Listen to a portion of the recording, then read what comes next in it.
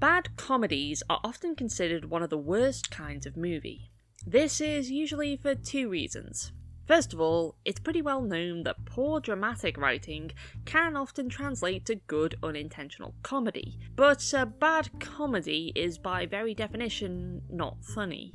Second, bad comedies tend to fail in a very boring, mundane sort of way, usually by churning out cheap, lowest common denominator jokes and humour. Bad comedies like this are pretty common, with movies like Norbit, Movie 43, half of Adam Sandler's filmography, and just about anything by Seltzer and Friedberg being prime examples. But today's movie, surprisingly enough, is not like those films, despite a lot of the critical backlash suggesting it would be. Today's movie, considered by many critics to be one of the worst comedies ever made, is different. Very different. Today, friends, it's time to talk about Freddy Got Fingered, one of the most infamous movies of the 21st century, written, directed by, and starring former MTV star Tom Green. While most of the previously mentioned movies tend to rely on raunchy sexual humour, gross-out humour, and reference humour, Freddy Got Fingered mostly relies on surreal humour. That's not to say terrible bad taste humour isn't a feature of this movie, but for the most part, the film in general does stand out from the others. It is very much trying something different, and in some ways, I dare say, it's maybe a little ahead of its time. So with that said, it's time to talk about it. What went wrong with Freddy Got Fingered? The movie centres on a cartoonist named Gord, a strange, socially awkward man in his late 20s who still lives with his parents. Gord is desperate to create an animated series, but struggles to find the right idea that can win over the studio executive that he decides to target. All the while, he is constantly butting heads with his grumpy father, who is simply desperate for him to finally get a job, though his kinky disabled girlfriend Betty encourages him to follow his dreams as she follows her dreams to create a rocket-powered wheelchair. So, while that is just the basic plot, in all honesty, this is the type of movie where the plot is not especially relevant.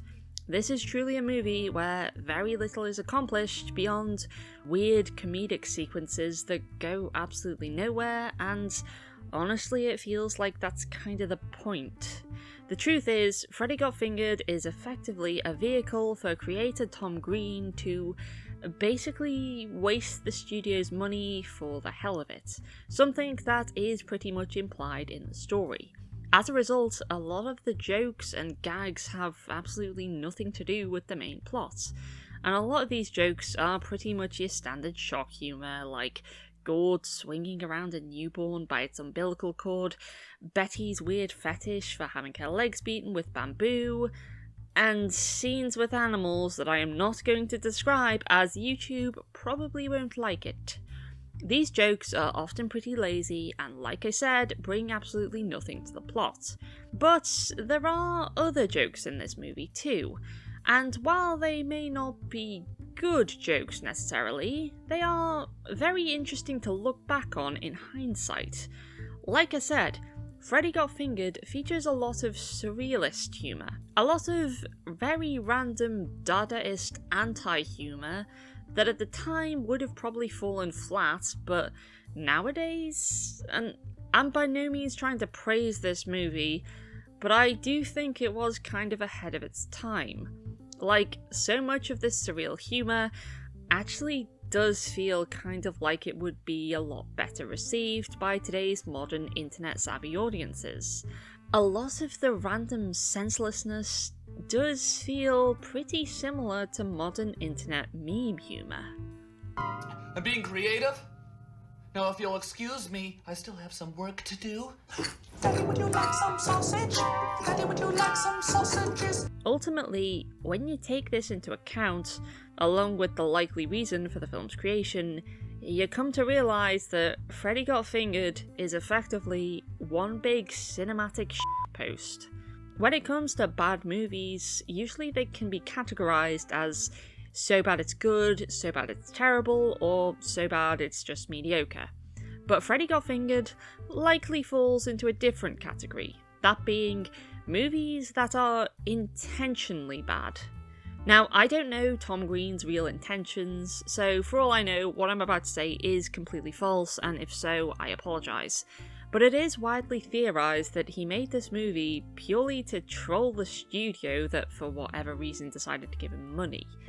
He even showed up to the Golden Raspberry Awards and collected the Razzie for Worst Picture in person, saying he felt like they deserved it. From day one, when we started writing it, said we wanted to win a Raspberry Award. So I'm glad my dream has come true.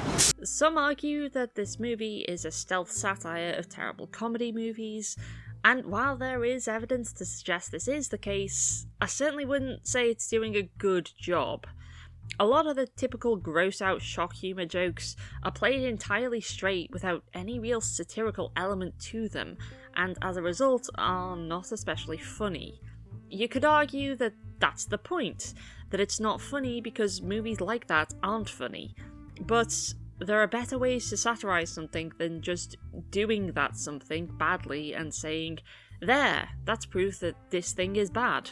The surreal humour, on the other hand, can at times be kind of entertaining, but I wouldn't say that was satirical, since at the time surreal humour wasn't particularly mainstream. But honestly, at this point, I'm acting like this movie was in any way trying to give off a proper message to take into consideration. It's not. It's basically Tom Green flipping the bird to the studio who gave him money. Like I said, it is effectively a cinematic post. It's not good, and it's not trying to be good. It's just a random piece of surreal nonsense put on screen simply for the hell of it. But it is interesting to think that despite having been famously panned by critics worldwide, looking back on it in 2020, I can't help but feel it actually did have the potential to be, well, maybe not good, but at least entertaining. At the very least, I feel that if this movie had been released today, it would have garnered a bit more of a cult following amongst younger internet-dwelling fans who do enjoy this kind of nonsense Dadaist humour. So, if it does have some potential, maybe, how would I put it right then?